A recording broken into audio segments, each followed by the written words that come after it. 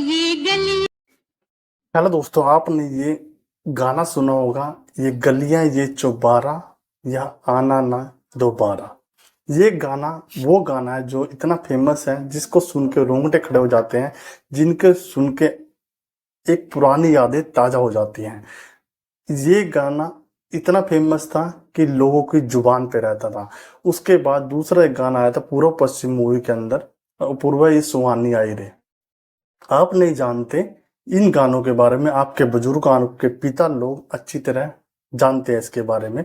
जो 1970 से 1990 के दशक के जो बुजुर्ग हैं, पिता लोग हैं, वो अच्छी तरह इस गाने के बारे में जानते हैं। जो इसके गायक है उसका नाम है संतोष आनंद। संतोष आनंद की कैसे पूरी की पूरी जो लाइफ है 360 डिग्री टर्न करके कैसे उनका जीवन हर्ष से फर्श तक आ गया, तो उसी के बारे में बात करेंगे। और दूसरा आपको बताएंगे, जो लोग अपने आप को बहुत बड़ा समझते हैं उनके लिए भी एक सीख है, या फिर एक मोटिवेशनल स्टोरी भी है हमारे यूथ के लिए। तो स्टार्ट करते हैं। सबसे पहले बताते हैं जो संतोष आनंद का जन्म, जो कि उत्तर प्रदेश के सिकंदराबाद में 5 मार्च 1929 को हुआ था। प्रारंभिक शिक्षा उन्होंने अपने वहीं से की थी। उसके बाद हायर ग्रेजुएशन के लिए वो इलाहाबाद मुस्लिम यूनिवर्सिटी से उन्होंने ग्रेजुएशन कंप्लीट की।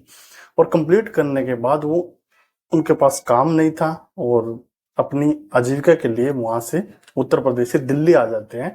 और दिल्ली आने के बाद लाइब्रेरियन का काम करना स्टार्ट करते हैं। जब लाइब्रेरियन का जब भी काम वो करते हैं, उसके बाद जब भी फ्री होते हैं तो कुछ अच्छी अच्छी कविताएं लिखते हैं, और जब भी फ्री होते हैं तो गजल भी लिखते हैं।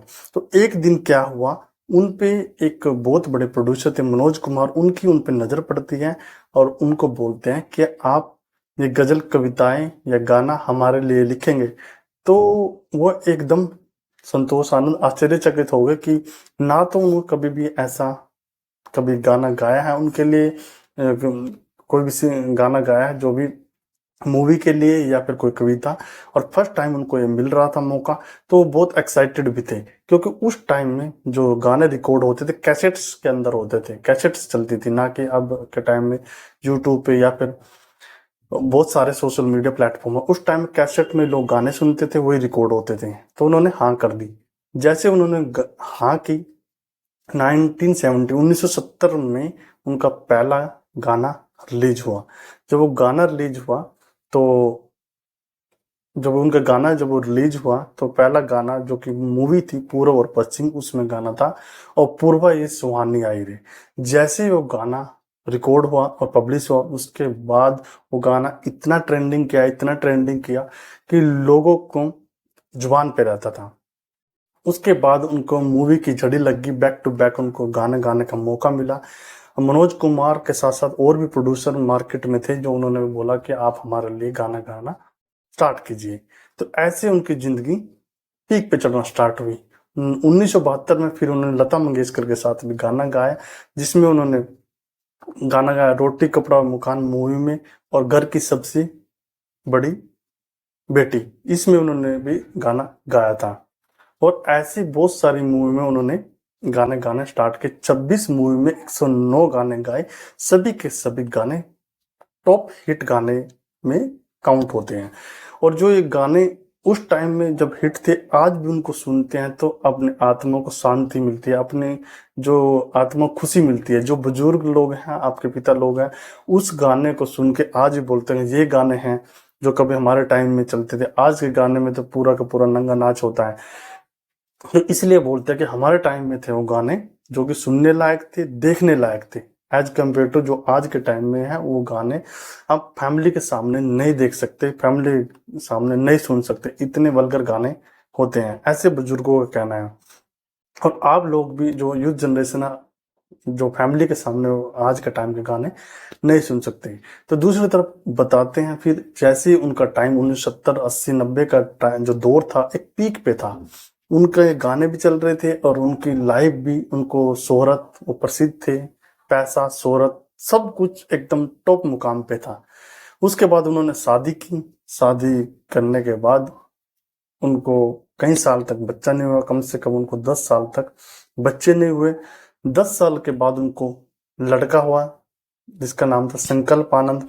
संकल्प आनंद जब हुआ तो उनके पिता यानी संतोष आनंद को लगा अब हमारा जीवन कंप्लीट हो गया, अब हमें कोई दिक्कत नहीं है, सभी मनोकामनाएं भगवान ने पूर्ण कर दिया। लेकिन उनको क्या पता था ये जो दौर है, ये जो खुशी है कुछ टाइम की है, ये जो कुछ टाइम के बाद ये सब कुछ खत्म हो जाएगा। तो ऐसे ही वो बड़े चाव से अपने बच्चे संकल्प आनंद को पालते हैं, पोसते हैं, बड़ा करते हैं, उनकी कंप्लीट ग्रेजुएशन कराते हैं। उसके बाद वो एज ए लेक्चरर दिल्ली में जॉब करना स्टार्ट कर देता है। जब जॉब करना स्टार्ट कर देता है तो वहाँ पे जो सीनियर्स लोग होते हैं, वहाँ पे जॉब करते करते सीनियर्स लोग होते हैं, उनको एक फंडिंग में फंसाना चाहते हैं, उस पर प्रेशर करते हैं। उसी के दौरान उनको एक लड़की भी हो जाती है, वो भी छोटी होती है। वो बहुत प्रेशर में आ जाए, दोनों तरफ उनको जिम्मेदारी होती है, फैमिली भी है, गुड़िया भी है। और उधर से उनकी जो जहाँ पे जॉब करते हैं उनके जो सीनियर्स लोग कंटिन्यूस प्रेशर देते जाते हैं। हालांकि वो सभी की सभी चीजें अपनी वाइफ को बताते हैं, लेकिन तब भी उनका कोई सोल्यूशन नहीं निकलता। तब एक टाइम ऐसा आता है, वो दोनों डिसाइड करते हैं कि हमें अपनी जीवन लीला समाप्त कर लेनी चाहिए। दिल्ली से वो मथुरा जाते हैं, उसकी वाइफ और उनकी बेटी, और वहां पे जाके तीनों के तीनों लोग ट्रेन के सामने कूद जाते हैं। जब ट्रेन के सामने कूदते हैं तो जो कि संकल्प आनंद और उनकी वाइफ की तुरंत मौत हो जाती है और उनकी बेटी बच जाती है। और जो उनकी बेटी यानी कि संतोष आनंद की पोती बच जाती है।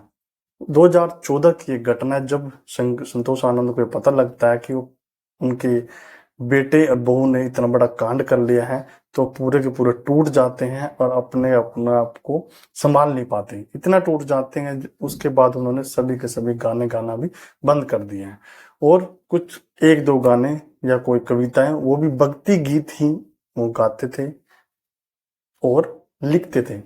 यानी कि पूरी की पूरी उनकी लाइफ 360 डिग्री चेंज हो जाती है। कैसे वो पूरी की पूरी जिंदगी में पलटा मार जाते हैं। तो फिर अब कैसे संतोष आनंद दोबारा सुर्खियों में आए, अभी जब वो इंडियन आइडल में आए थे तब उनको देख के सभी लोग दंग रह गए कि इतने बड़े सिंगर, इतने लेजेंडरी सिंगर, इतने फेमस सिंगर कैसे किस हालात में है। ना तो उनके पास काम था, ना ही उनके पास, उनकी चेहरे से उनकी बातों से पता लग रहा था कि वो कितने अंदर से खाली हैं, कितने अंदर से टूटे हुए हैं, कितने वो अकेले हैं। ना उनके पास सोर्स ऑफ इनकम था, ना उनके पास काम था, ना ही कोई ऐसी इनकम था जिससे कि वो अपना घर जीवन यापन कर सके।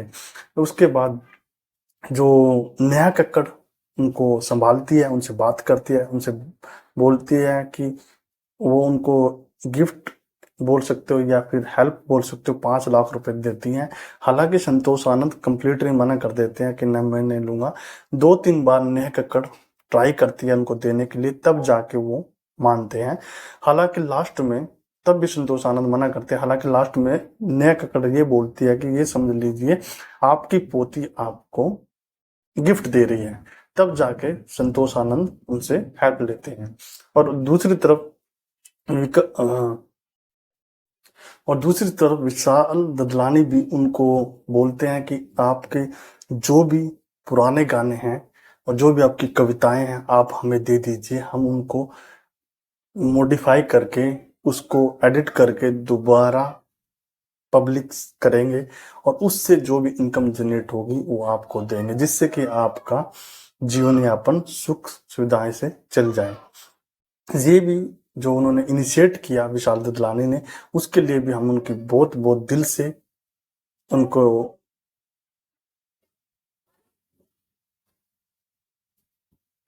दिल से धन्यवाद देते हैं। जिससे कि ऐसे लोगों की हेल्प करना, समझ लो भगवान के घर जाके आपको अलग ही प्रकार का सुकून मिलेगा। तो बताते हैं आपको जो संतोष आनंद जैसे उनकी जिंदगी कैसे हर्ष से फर्श तक आ गई। तो कभी भी घमंड नहीं करना चाहिए। तो इस वीडियो से आपको बहुत कुछ सीखने को मिला होगा। तो ये था छोटा सा वीडियो, जल्दी आपके सामने दूसरा वीडियो लेके आएंगे, तब तक ले जाएंगे।